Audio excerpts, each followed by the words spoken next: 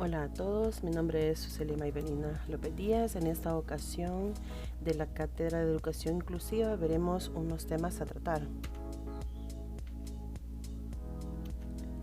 El derecho a la educación y a sus distintos modelos han sido una lucha y una conquista de la humanidad. Así constatamos que los tratados de derechos humanos consagran la educación como el derecho que garantiza el disfrute de igualdad de condiciones con los demás derechos. Por esto la Declaración Universal de los Derechos Humanos afirma: los pueblos de las Naciones Unidas han reafirmado en la Carta su fe en los derechos fundamentales del hombre, en la dignidad y el valor de la persona humana. Los temas que veremos a continuación de la Unidad 1, Orígenes y Fundamentos Teóricos de la Educación Inclusiva. Unidad 2, la educación inclusiva como principio para atender la diversidad. En la definición, la educación inclusiva implica que todos los jóvenes y adultos de una determinada comunidad aprendan juntos independientemente de su origen, sus condiciones personales, sociales o culturales, incluyendo aquellos que presentan cualquier problema de aprendizaje o discapacidad. Evolución del modelo educativo para personas con discapacidad. Como ello tenemos, número 1, la segregación de las personas con discapacidad. El enfoque conceptual nos muestra la educación de las personas con discapacidad para una evolución más efectiva. En el número 2 tenemos el nacimiento de la escuela especial. Se llama y se puede decir que la escuela nace en el siglo XVI, pero fue en el siglo XVIII que se desarrolla y fue en Francia en 1828. Se abre la primera escuela de atención. Pedagogía terapéutica. Se espera que con los resultados se inicie una clasificación de personas y es así que surge la pedagogía terapéutica. En la tendencia psicométrica, se espera que los alumnos con dificultades sean incluidos en los sistemas educativos. En la educación especial, se espera enfatizar la escolarización elemental mediante la inclusión del aprendizaje. Necesidad de clasificar a los alumnos. Surge para ofrecer una educación especializada con un profesorado preparado, con programas especiales para mejorar el aprendizaje. Fundamentos en la educación inclusiva. Como número 1 tenemos la valoración a la diversidad como un elemento que enriquece el desarrollo personal y social.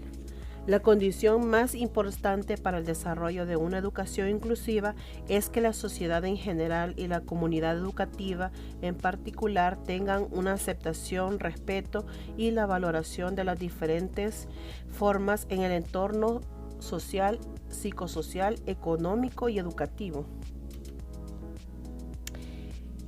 Veremos lo que es la actitud del profesor. La actitud del profesor es fundamental en el proceso de educación, ya que entendido por la actitud es un conjunto de percepciones, creencias, sentimientos a favor o en contra y formas de reacción ante la postura educativa que se centra su esfuerzo en ello, ya que el profesor forma un recurso importante en la formación del niño o de la niña o del adolescente.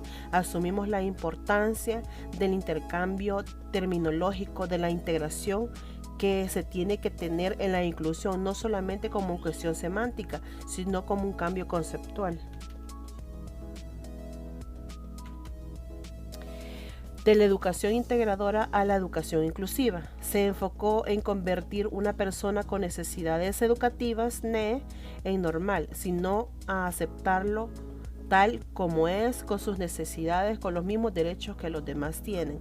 Es decir, como la educación como parte integradora tiene la capacidad de poder integrar a cualquier niño con cualquier dificultad psicométrica, social, intelectual, para que éstas puedan formar parte del aprendizaje y su desarrollo se pueda hacer de una forma normal. ¿Por qué hablamos de inclusión en la educación?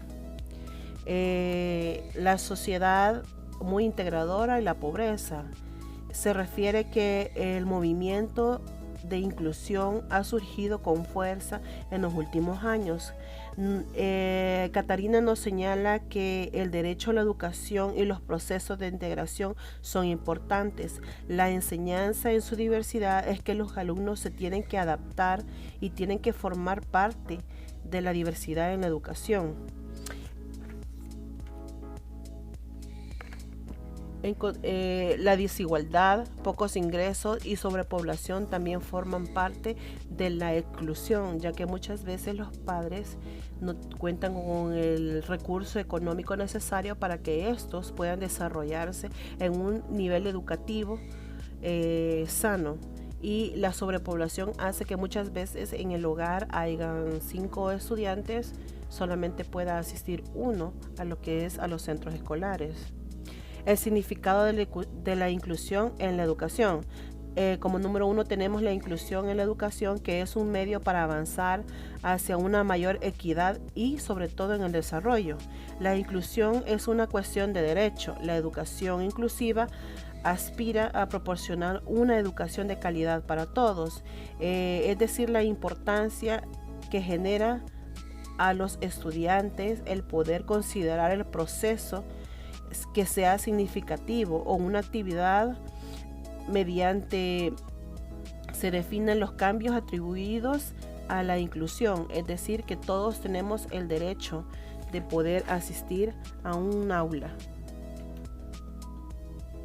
Es lo mismo integración o inclusión o un paso más allá de la integración escolar. Cuando hablamos de inclusión, quiere decir que los niños sean sordos o cualquier deficiencia que tengan, ellos tienen el derecho de poder incluirse. El movimiento de la inclusión es decir que se tiene que integrar a un adolescente o un niño a un centro escolar. Como número 2 veremos lo que es la educación inclusiva como principio para atender la diversidad. Entre las palabras claves tenemos el aprendizaje significativo, estilos de aprendizaje, evaluación, rendimiento académico. Feldman define el aprendizaje como un proceso de cambio relativo, es decir, que los estudiantes tienen una experiencia del comportamiento que una persona ha generado, es decir, la experiencia que considere en el proceso y se origine a modificar una actitud o a cambiar a medida se vayan dando los procesos de cambio. Entre las teorías del aprendizaje tenemos el conductivista. Se refiere a la modificación de la conducta. Se basa en que la conducta se analiza y la conducta es observable. En la teoría del desarrollo cognitivo, es decir, la capacidad del desarrollo constructor. El ser humano está en la capacidad de desarrollar y a procesar la información. Luego tenemos la teoría del Vygotsky. Vygotsky dice que la construcción de procesos mentales, es decir, la zona del desarrollo próximo, Vygotsky lo señala que es la que permite el grado de madurez y cómo se va escalando el aprendizaje. Se refiere a las conductas que han de surgir mediante la zona de desarrollo próximo. Para Gagne, la teoría de Gagne se centraliza en que la información llega al sistema nervioso y ésta se almacena en la memoria. El estímulo y la respuesta, el encadenamiento verbal múltiple y de conceptos, es decir, que los 8 tipos de aprendizaje según él van con la psicomotricidad. Para Brunner, la teoría de Brunner es que considera que los estudiantes deben aprender a través de un descubrimiento motivado por la curiosidad. Abzubel, la teoría se basa en que el aprendizaje significativo en conceptos, procesos, es decir, el niño podía distinguir entre el tamaño y colores para afirmar un objeto. Entre los estilos de aprendizaje.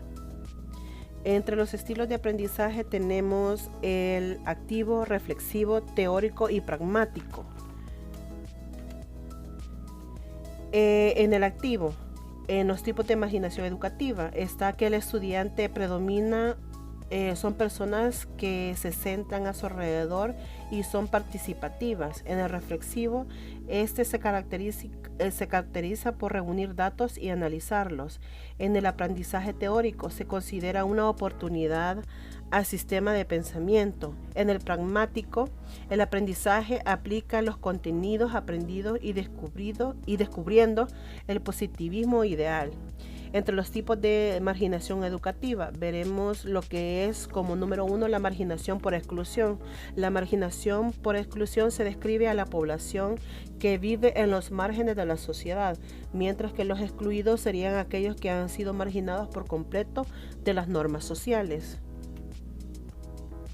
Como número 2 tenemos la marginación por exclusión temprana. Se refiere a que las personas son a las que se les niega o se les limita a su participación en la vida social, económica, educativa. Ejemplo, ser mujer en algunas etnias es ser una persona con menores ingresos y pertenecer a una población indígena.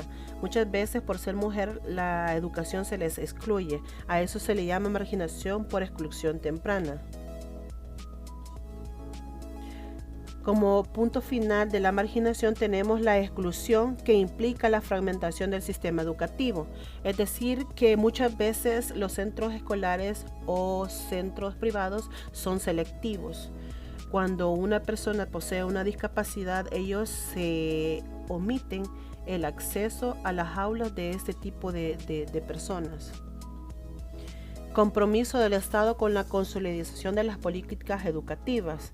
Escuela inclusiva, escuela para todos, es decir, como parte de un proyecto a futuro y de crecimiento, se espera que el Estado se comprometa para las futuras generaciones y tener una equidad en la educación, para que todos aquellos que quieran hacer uso de las escuelas inclusivas puedan asistir y que así haya una igualdad en la escuela para todos.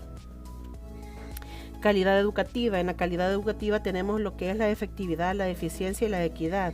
En la efectividad se toma como relevancia la eficiencia como sostenibilidad, la equidad como inclusión, como parte del desarrollo de las entidades. Tipos de la escuela y el entorno de aprendizaje. Eso se espera que en los tipos de escuela sean integrados los mayores contenidos y puedan así desarrollarse los niños en un ambiente pacífico y tranquilo. Para finalizar tenemos lo que son las conclusiones. La educación inclusiva, sabemos como derecho universal, requiere de políticas tendentes a que todos los ciudadanos reciban una educación de calidad, con equidad y excelencia, así como disponer de los recursos necesarios, como son económicos, humanos, didácticos, técnicos y tecnológicos, para que los centros ofrezcan respuestas que conduzcan al éxito de todo el alumnado, con independencia de sus condiciones personales, sociales, económicas, culturales, geográficas, étnicas, especialmente mención que se requiere a los géneros, atendiendo a la discriminación específica que sufren las niñas, los niños y las mujeres con discapacidad. Se debe asegurar que la educación inclusiva con calidad y equidad y excelencia, haciendo efectivos los principios anteriormente mencionados sobre la igualdad de oportunidades, a la no discriminación y a la accesibilidad universal. Todos ellos son principios complementarios e inseparables. Para finalizar, dejamos toda la bibliografía retomada de todos los conceptos que se ha presentado en esta presentación.